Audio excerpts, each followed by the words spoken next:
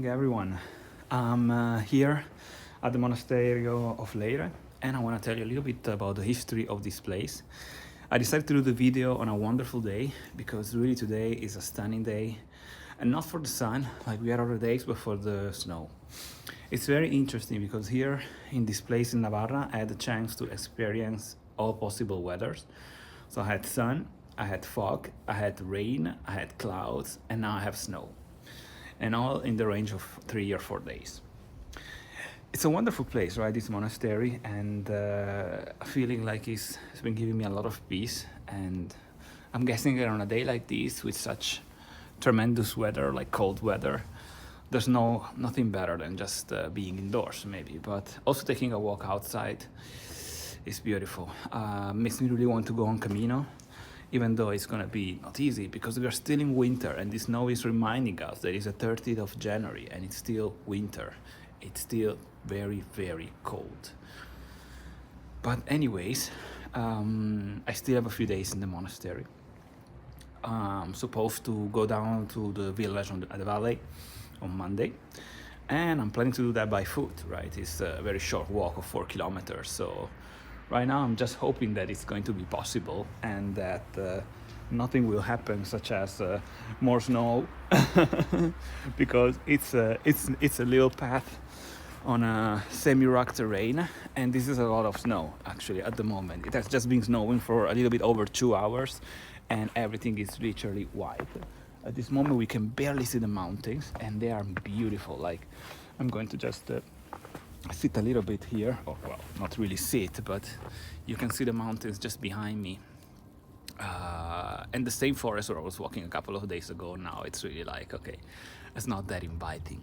But what about this monastery? What's the story of this place? I found out this place has a lot of connections with the Camino. So let's start maybe with that. The monastery of Leyre has been a hospital, so what in the ancient days was like an albergue, so a hostel, a shelter for pilgrims, because it's on one of the many ways that in Navarra goes on the Camino. More specifically, we are on the Camino Aragonese, which is the Camino that goes from Somport, another way to cross the Pyrenees, up to Puente la Reina, and then it connects with the Camino of Santiago. That's one interesting thing. There's many things though. So we have like centuries old place for pilgrims, but even the monastery itself is one of the first temples with Romanic architectural style here in Spain. This is older than the Cathedral of Jaca or than San Martin Church in Fromista, which are both on Caminos, right?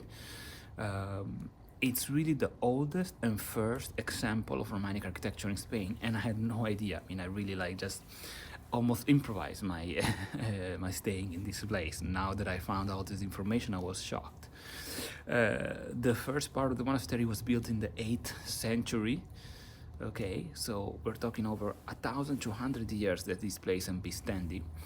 And if you look at the monastery, and I will put some videos, it really looks like a fortress because the position is on top of a hill, you know, on a mountain. It's got a good position because it was the border between now the so-called Kingdom of Navarra and the other parts of Spain that was under the influence of the Moors, right? So it also had a strategic importance as a defense point. Another important thing was also that it had a strategic importance for the monarchy.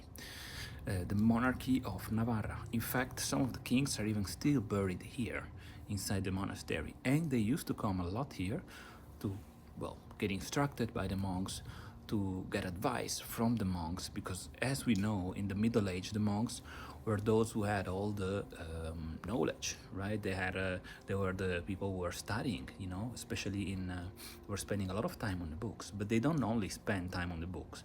In fact, here, multiple times per hour, we can hear the bell ringing, and this bell, the church bell, is giving not only a time indication, but it's also telling you, okay, it's time to join the prayer.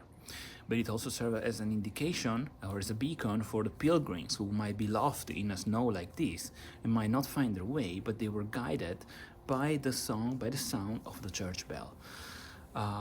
Another very interesting thing that connects it to the Camino is actually the portal that I have here behind me.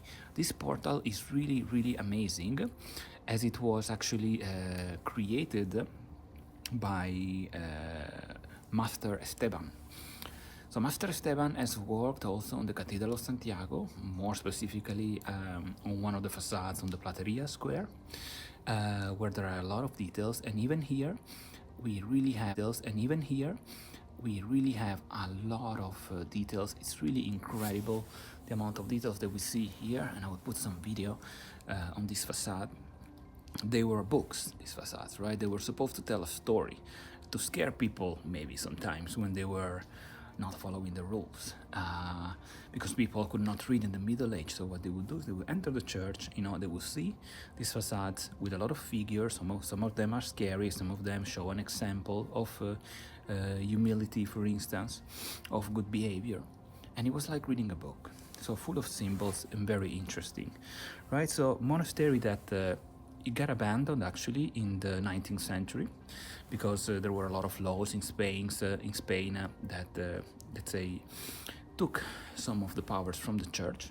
And but then, maybe around 60 or 70 years ago, monks returned to this monastery, and now they're actively living here, right? And they follow the bell, as I told you, for their so-called ora et labora, because that's part of the attitude of the lifestyle of the Benedictine monks. They have to pray, which is ora, but they also have to work, labora, and they need to do a job that shows, let's say, what they can do, and keeps them active, right? Because they cannot just indulge in laziness, not at all. So they, for instance, produce wine. They produce a very famous liquor in this monastery. Some of them might read books, others just help with the kitchen or the cleaning. Everyone does what they are able to do. Just a little bit about the monastery. Again, a really fabulous place. I want to say I'm also enjoying really my time here, enjoying really the food, feeling really peaceful. And now I'm looking just forward to go back to my room, wear a blanket because it's quite cold, and simply enjoy the snow falling. My window is exactly facing this area of the monastery, so I can see the mountains, I can see the forest, and I can see all this view. And again, come to this place if you always have a chance. It's a place with a lot of history, and again, it shows how intertwined the history of the Camino is with the history of Spain, the history of all of us in Europe, right? And there's a lot to learn from the lifestyle of the monks, and there's a lot to discover for those who are curious, or those who have a curious mind, in the facade of this monastery, inside the church, or in the surrounding villages around the Camino.